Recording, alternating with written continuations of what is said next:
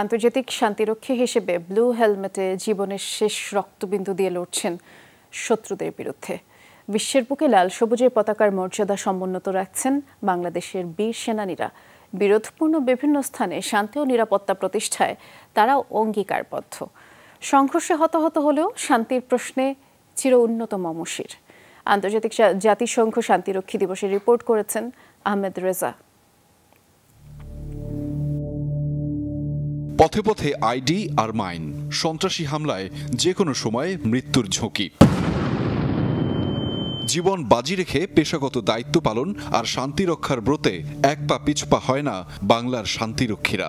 দেশের গণ্ডি পেরিয়ে আন্তর্জাতিক পরিমণ্ডলেও সেই শান্তির বার্তা ছড়িয়ে দিয়ে হয়েছেন সর্বজন প্রশংসিত, তুলে ধরেছেন বাংলার গৌরবগাথা।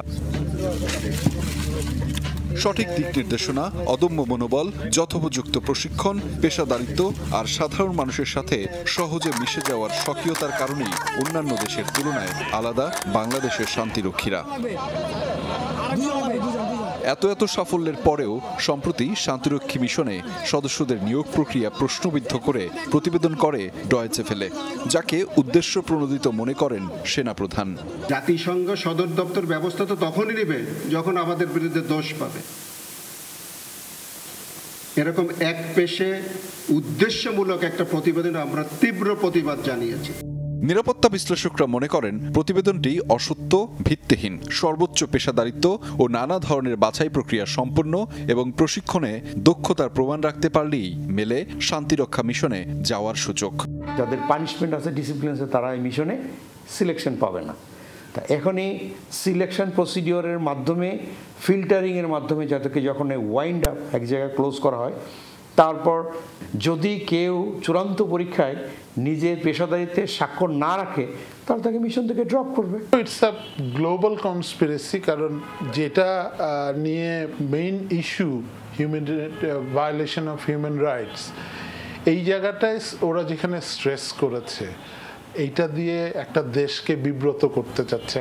প্রতিযোগিতামূলক পর্যায়ে ঈর্ষণীয় সাফল্য পেয়েছে দেশের সেনারা, সে কারণেই এমন নেতিবাচক ভাবমূর্তির তৈরির অপচেষ্টা বলেও মত তাদের।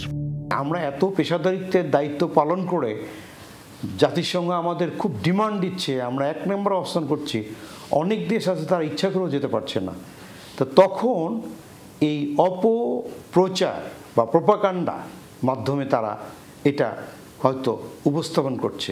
গার্মেন্টসের পরে এই পিস কিপারদের দ্বারা অর্জিত ফরেন কারেন্সি আমাদের সেকেন্ড হাইয়েস্ট ফরেন কারেন্সি আমাদের দেশে আসে।